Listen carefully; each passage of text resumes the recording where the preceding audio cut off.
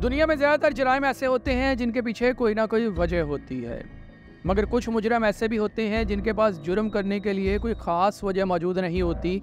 वो किसी मामूली सी बात को बुनियाद बनाते हैं और बहुत बड़ा जुर्म कर जाते हैं। ऐसे मुजरम साइकोपैथ कहलाते हैं।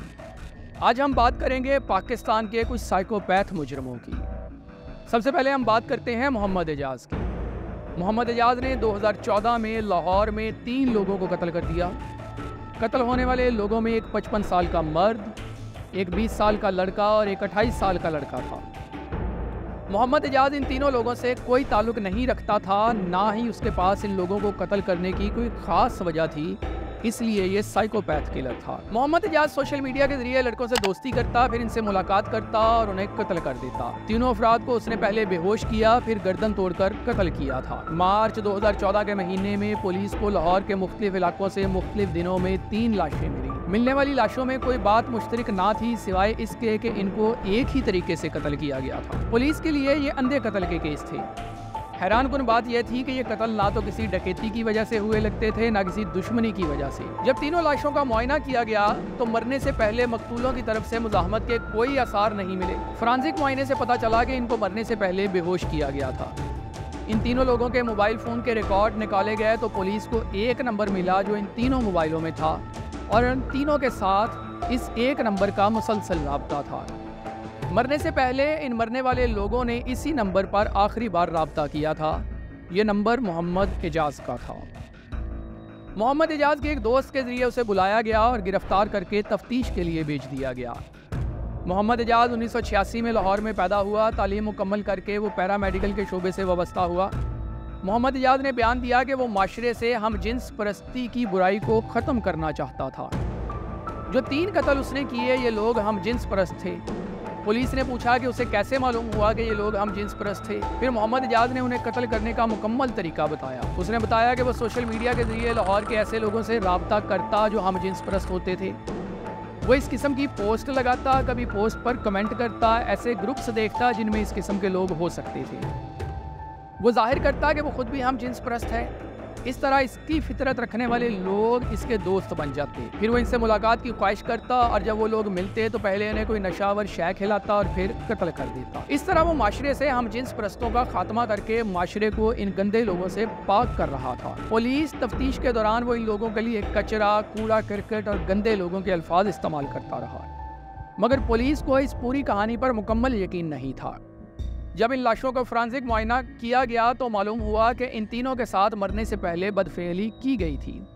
पुलिस ने थोड़ी सख्ती से तफ्तीश की तो मोहम्मद एजाज़ ने इकरार कर लिया कि यह बदफेली उसने की थी और उन लोगों को बदफेली करने के बाद कत्ल किया था। अब सवाल ये था कि अगर वो माशरे से इस बुराई को ख़त्म करना चाहता था तो कत्ल करने से पहले वो खुद ये बुराई क्यों करता था? इसका मोहम्मद एजाज़ के पास कोई जवाब नहीं था। इसलिए पुलिस को बज़ाहिर यही लगा कि माशरे को पाक करने वाली बात सिर्फ कहानी है, इसके सिवा कुछ नहीं। पुलिस अभी मज़ीद तफ्तीश करना चाहती थी कि ऐन मुमकिन है इसके पीछे कोई और मुहर्रिक हो। इसके लिए इसके घर वालों और दोस्तों को भी शामिल तफ्तीश किया गया तो मोहम्मद एजाज़ के बारे में 18 साल पहले का एक राज खुलकर सामने आ गया। राज यह था कि 1996 में जब एजाज़ 10 साल का था तो जिस स्कूल में पढ़ता था उस स्कूल में एक लड़के ने उसके साथ बदफेली की थी। बचपन में होने वाली ज़्यादती नफ्सियाती तौर पे आज भी उसके जहन में बैठी थी और अब शायद उसके पास इस माशरे से बदला लेने का यही तरीका था। अदालत ने मोहम्मद एजाज़ को उम्र कैद की सज़ा सुनाई। इसी तरह का एक और साइकोपैथ सीरियल किलर था जिसका नाम मौलवी मोहम्मद सरवर था। इससे पहले कि आप मौलवी मोहम्मद सरवर के बारे में जानें, चैनल को लाइक कीजिए और सब्सक्राइब कीजिए। मोहम्मद सरवर का भी दावा था कि वो माशरे से बेहयाई का खात्मा करेगा। 2002 में मौलवी सरवर ने 4 तवाइफों को गुजरांवाला में कत्ल किया। वो किसी तवाइफ के साथ मामला तय करता और रात गुजारने के लिए उसे अपने साथ ले जाता और अपने साथ ले जाकर उसे कत्ल कर देता। गुजरांवाला पुलिस के लिए ये केसेस परेशान कुन थे। ये पेशावर तवाइफें थी और पुलिस को यही लगता था कि किसी आशना ने नाराज होकर इन्हें कत्ल किया होगा। पहले कत्ल पर तो पुलिस का रद्द-ए-अमल यही था और पुलिस इसी रुख पर तफ्तीश कर रही थी। 2 माह बाद इसी नौयत का एक और कत्ल हो गया, मगर पुलिस अभी ये समझ नहीं रही थी कि ये कत्ल पहले सिलसिले की ही कड़ी हो सकती है। कुछ अरसे बाद ही जब तीसरा कत्ल हुआ तो पुलिस के कान खड़े हुए कि इन तवाइफों से आकर किस को दुश्मनी हो सकती है। पुलिस इन तीनों वारदातों में कोई मुश्तरका नुक्ता तलाश कर रही थी कि चौथा कत्ल हो गया, मगर ये चौथा कत्ल एक रिक्शे में किया गया। शायद कातिल को उसे कत्ल करने की ज्यादा ही जल्दी। इस कत्ल में कई सुराग छोड़े गए जिनकी मदद से पुलिस कातिल तक जा पहुंची और ये कातिल था मौलवी मोहम्मद सरवर। मौलवी मोहम्मद सरवर शादीशुदा था, 9 बच्चों का बाप था। उसने 1 हज और 2 उम्रे भी किए थे। उसे गिरफ्तार तो आखिरी कत्ल के सिलसिले में किया गया था, मगर उसने चारों तवाइफों के कत्ल का इकरार कर लिया। उसने ये कहा कि ये कत्ल करने पर उसे कोई परेशानी नहीं, ना ही कोई अफसोस है। वो इस मुल्क से बेहयाई ख़त्म करना चाहता है, इसलिए वो इन बेहया औरतों को कत्ल कर रहा था। उसने ये भी बयान दिया कि अगर वो बच गया तो वो दोबारा इस माशरे से बेहयाई के खात्मे के लिए काम करेगा। मौलवी सरवर 2003 में गिरफ्तार हुआ। पुलिस बहुत सारे पहलुओं को देखकर तफ्तीश कर रही थी, क्योंकि बहुत सादा कहानी लगती थी कि कातिल बेहयाई ख़त्म करना चाहता था। अगर ये कहानी सच थी तो फिर कातिल साइकोपैथ था, क्योंकि ये कोई ऐसी वजह ना थी जिस वजह से 4 औरतों को कत्ल कर दिया जाए। मौलवी सरवर के ट्रायल जारी थे और वो जेल में था कि ये खबर आई कि कत्ल होने वाली लड़कियों के वर्सा ने कातिल को माफ़ कर दिया है और यूँ मौलवी सरवर 2005 में जेल से रिहा हो गया। बहुत सारे सवाल थे जिनका कोई जवाब नहीं था। 4 औरतें कत्ल हुई और सबके वर्सा ने एक ही वक्त में कातिल को माफ़ कर दिया। किसी के दिल में भी बदला लेने की कोई उमंग ना थी। मौलवी सरवर जब रिहा हुआ तो इसके इस्तकबाल के लिए आवाम की एक बड़ी तादाद जेल के बाहर मौजूद थी। आखिर इन सबको इकट्ठा करने वाला कौन था? जवाब कोई नहीं था, बस ये था कि मौलवी सरवर रिहा हो चुका था। इसके बाद मौलवी सरवर मीडिया की नज़रों से ओझल हो गया और शायद पुलिस की नज़रों से भी। फिर अचानक मौलवी सरवर सामने आया, मगर इसका इस बार शिकार कोई तवाइफ या आम औरत नहीं थी, बल्कि इस बार उसने पंजाब में समाजी बहबूद की वजीर ज़िले हुमा उस्मान को निशाने पर रखा और गोलियां मारकर कत्ल कर दिया। ज़िले हुमा उस्मान 20 फरवरी 2007 को एक खुली कचहरी में शिरकत के लिए आई थी। मौलवी सरवर वहां पहुंचा और 20 लोगों की मौजूदगी में उसने पिस्तौल निकाला और ज़िले हुमा पर पैदर पे गोलियां चला दी। उसे मौका पर ही गिरफ्तार कर लिया गया। गिरफ्तारी के बाद तफ्तीश में बड़े हौलनाक इंकशाफात हुए। मौलवी सरवर ने बयान दिया कि ज़िले हुमा जब से वजीर बनी तब से गुजरांवाला की औरतें आज़ाद ख्याल हो चुकी थीं। ज़िले हुमा का अपना लिबास भी इस्लामी शरीयत के मुताबिक नहीं होता था। जब उसने ज़िले हुमा को कत्ल किया वो तब भी नामुनासिब लिबास में थी। ये कितना गैर मंतकी इल्ज़ाम था कि एक औरत खुली कचहरी में सैकड़ों लोगों के दरमियान बैठी थी, तो क्या वो गैर मुनासिब लिबास में इनके दरमियान बैठी थी? सरवर ने एक इंकशाफ ये भी किया कि गुजरांवाला में पहली मैराथन दौड़ मुनक़िद करवाने में ज़िले हुमा का बड़ा हाथ था। मौलवी सरवर मैराथन दौड़ वाले दिन स्टेडियम में पिस्तौल लेकर गया था, क्योंकि उसने सुना था कि इस दौड़ में लड़कियां निकर पहनकर दौड़ेंगी। मगर जब उसने दौड़ देखी तो लड़कियों ने ट्राउज़र पहन रखे थे, इसलिए उसने गोली नहीं चलाई, वरना वो इन लड़कियों को भी मार देता। मौलवी सरवर ने इसके अलावा तकरीबन 8 औरतों को कत्ल करने का एतराफ़ भी किया जो उसे लगती थी कि वो बेहया हैं, मगर इस बार भी उसे कोई नदामत नहीं थी। उसने ये कहा कि ज़िले हुमा को कत्ल करके उसने जहाद किया है। 20 मार्च 2007 को अदालत ने मौलवी सरवर को 2 मरतबा मौत की सज़ा सुनाई। मौलवी सरवर जेल ही में था कि 27 जनवरी 2012 को वो जेल में मर गया। जेल के हुकाम ने कहा कि वो टीबी का मरीज़ था और 1 साल से इसका जेल में इलाज चल रहा था, मगर वो बच ना सका। यूँ एक साइकोपैथ सीरियल किलर अपने अंजाम को पहुँच गया। पाकिस्तान की तारीख में साइकोपैथ सीरियल किलर्स में शायद सबसे बड़ा नाम जावेद इकबाल का था। जावेद इकबाल लाहौर शादवान का रहने वाला था। खाते पीते घराने से ताल्लुक़ था और जवानी के आगाज़ ही से उसे हमजिन्स परस्ती की आदत पड़ गई। उसके वालिद ने उसे लोहे के कारोबार से वाबस्ता किया कि यह सुधर जाएगा, मगर उसने अपने कारखाने में नौउम्र लड़कों को भर्ती करना शुरू कर दिया। वो इनका बहुत ख्याल रखता था और फिर इनके साथ बदफेली करता था। फिर इस पर एक लड़के के साथ बदफेली का मुकदमा हुआ और वो जेल चला गया, मगर जल्द ही रिहा हो गया। उसने अपना आबाई इलाका छोड़ा और राना टाउन के इलाके में चला गया। वालिद की वफ़ात के बाद उसकी जायदाद में से उसके पास बहुत सारा हिस्सा आया, तो उसने राना टाउन में घर बना लिया। यहाँ भी वो कम उम्र लड़कों से दोस्ती करता, उन्हें ऐश करवाता और उनके साथ बदफेली करता था। फिर उसने एक स्कूल भी बनाया, मगर वो स्कूल कामयाब ना हो सका कि बच्चों के वालिदैन को उसकी बदफेली की आदत के बारे में पता चल चुका था। एक रात वो एक मालशी लड़के को लेकर घर आया और उसके साथ बदफेली की और सो गया। जब वो सो गया तो लड़के ने उसके सर पर उसकी ही बंदूक के बट मारे और फरार हो गया। जावेद शदीद जख्मी हुआ, कई दिन अस्पताल में दाखिल रहा। इस दौरान इसके तमाम रिश्तेदार उसे छोड़ चुके थे, सिर्फ उसकी माँ उसकी देखभाल करती थी। आखिरकार उसकी माँ भी मर गई। माँ के मरने के बाद जावेद इकबाल ने 6 माह में 100 कत्ल किए। वो लारी अड्डे से, मीनार पाकिस्तान से, दादा दरबार से ऐसे बच्चे तलाश करता जो घर से भागे होते। रोज़ किसी एक बच्चे को लाता, उसे खाना खिलाता, उससे प्यार करता, उसके साथ बदफेली करता। उस बच्चे को टीवी चला कर देता। जब वो बच्चा टीवी देखने में मगन होता तो उसके गले में जंजीर डालकर उसे कत्ल कर देता। फिर उस बच्चे की लाश तेजाब के ड्रम में फेंक देता। इस तरह से उसने 100 कत्ल किए।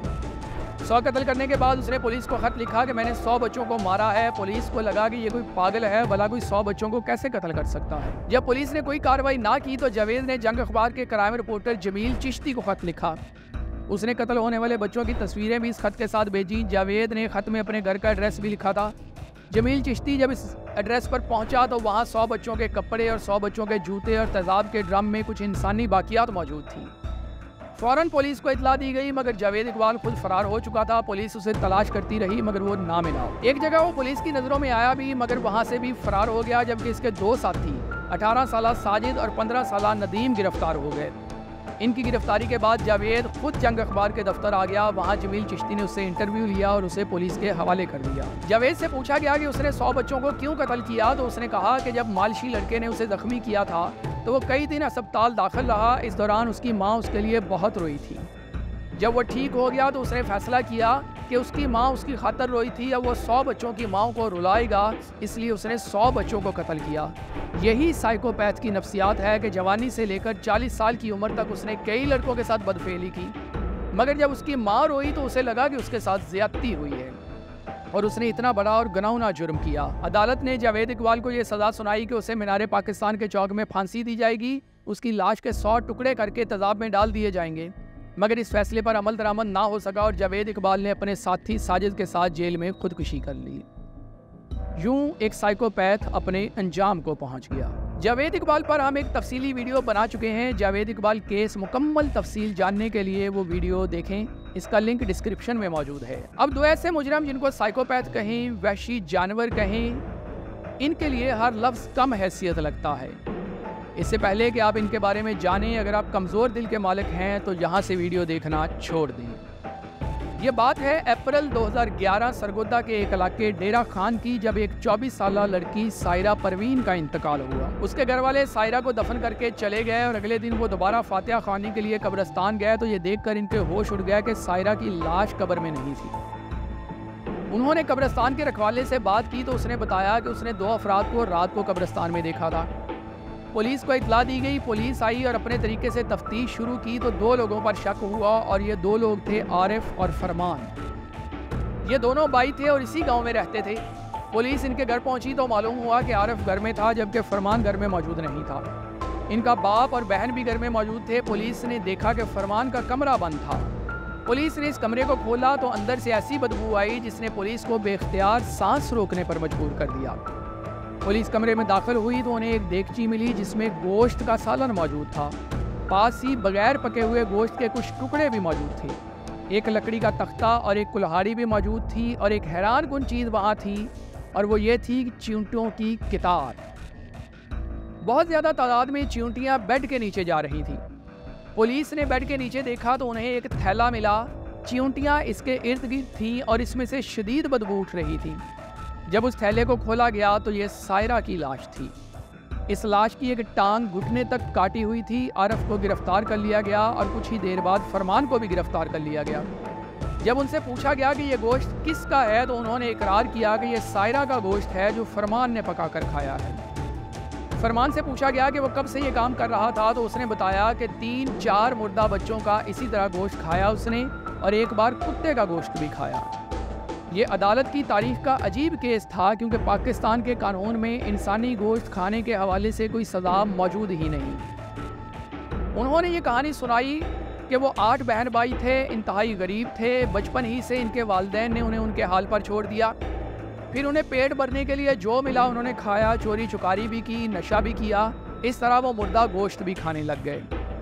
आरिफ और फरमान को लाश की बेहुरमती करने पर 2 साल कैद की सज़ा सुनाई गई। ये दोनों 2013 में रिहा हो गए। इनकी रिहाई पर इलाके के लोगों ने एहतजाज भी किया मगर कानून ने कुछ ना किया। इस वाक़या के बाद मोहल्ले वालों ने इनसे बिल्कुल कतई ताल्लुक़ कर लिया। इन दोनों की रिहाई को अभी 1 साल भी ना हुआ था कि एक दिन मोहल्ले वालों को फरमान के घर से अजीब सी बदबू महसूस हुई। पुलिस को इतला दी गई। पुलिस पहुंची तो पुलिस के पहुंचने से पहले फरमान गायब हो चुका था। पुलिस घर पहुंची तो फरमान के कमरे से एक बच्चे का सर मिला। इसका बाकी गोश्त आरिफ और फरमान पकाकर खा चुके थे। आरिफ को गिरफ्तार कर लिया गया। इसके थोड़े दिन बाद फरमान भी गिरफ्तार हो गया। अब तफ्तीश में सारा मामला खुलकर सामने आया। असल में फरमान और आरिफ को किसी काला जादू करने वाले शख्स ने यह कहा था कि कुरान की आयत को उल्टा लिखो और इंसानी गोश्त खाओ तो तुम्हें ऐसी ताकत मिल जाएगी कि इलाके के सारे लोग तुम्हारी इज्जत करेंगे और कोई भी तुम्हारे सामने नहीं ठहर सकेगा। पुलिस को फरमान के कमरे से उल्टी लिखी हुई कुरानी आयत का वर्क भी मिल गया। ये साइकोपैथ थे जो ताकत के हसूल के लिए ऐसा काम कर गुजरे जिन्हें आम इंसान को सोच कर ही घिन आती थी। इन दोनों को इस बार 12-12 साल कैद की सज़ा सुनाई गई। ये साइकोपैथ तो अपने अंजाम को पहुंच गए, मगर अपने माशरे में देखें तो ऐसे हज़ारों लोग हमारे इर्द गिर्द चलते फिरते नज़र आते हैं जो आम नॉर्मल इंसानों की तरह ज़िंदगी गुजारते हैं, मगर अंदरूनी तौर पे ऐसे घिनौने जुर्म करते हैं जिनके बारे में एक आम नॉर्मल इंसान तसव्वुर भी नहीं कर सकता है। वीडियो को लाइक कीजिएगा, चैनल को सब्सक्राइब कीजिएगा, अगली वीडियो का इंतज़ार कीजिएगा। आरबी गौहर को इजाज़त दीजिए। अल्लाह हाफिज़।